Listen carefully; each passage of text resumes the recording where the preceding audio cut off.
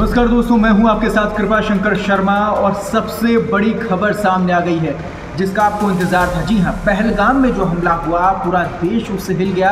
पूरे देश में आक्रोश था, 26 लोगों की जान चली गई थी और पूरा गुस्सा जो था वो पाकिस्तान पर था, आतंकवाद पर था। पूरा विश्व इसका गवाह बन रहा था और उम्मीद ये की जा रही थी कि जल्द से जल्द इन 26 मौतों का बदला लिया जाए और ऐसा ही हुआ है। जी हाँ, पाकिस्तान पर भारतीय वायुसेना ने एयर स्ट्राइक कर दी है, भारतीय सेना ने एयर स्ट्राइक कर दी है और मुंहतोड़ जवाब उनको दिया गया है। उनके 9 आतंकी ठिकानों को नेस्तनाबूद कर दिया गया है, ख़त्म कर दिया गया है, नष्ट कर दिया गया है। और जैसा कि भारत सरकार की तरफ से कहा गया था कि इस बार आतंकवाद पर ये कड़ी चोट होने वाली है, उन्हें सबसे बड़ी सज़ा मिलेगी और ऐसा ही हुआ है। भारतीय सेना की तरफ से ये बहुत बड़ा यहाँ पर प्रदर्शन किया गया।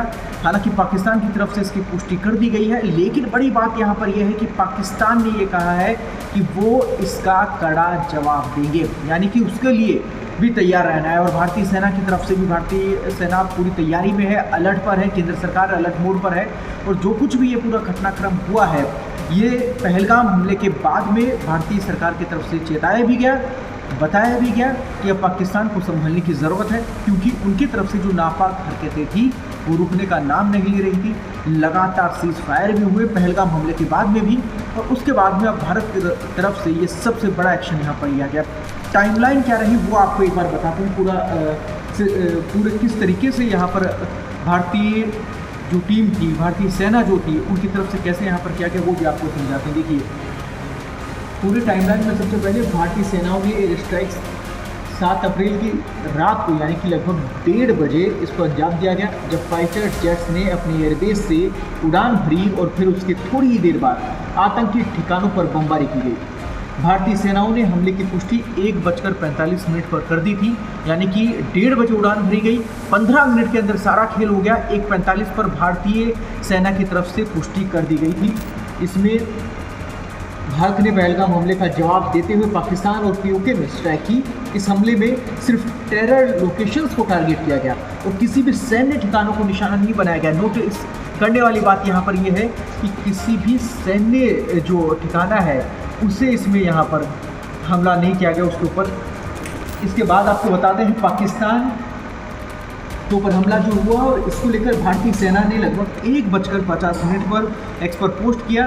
वहाँ ये पूरी जानकारी साझा की और उन्होंने लिखा वहाँ पर कि सेना ने एक्स पोस्ट पर लिखा कि न्याय किया गया है, जय हिंद। उनकी तरफ से लिखा गया कि न्याय किया गया, जय हिंद। जिसकी हमको उम्मीद थी, जिसकी इस सेना से हमको उम्मीद थी कि पहलगाम में जो 26 मौतें हुई हैं उनका बदला लिया जाएगा, और वैसा ही हुआ। भारतीय सेना की तरफ से ये एयर स्ट्राइक की गई।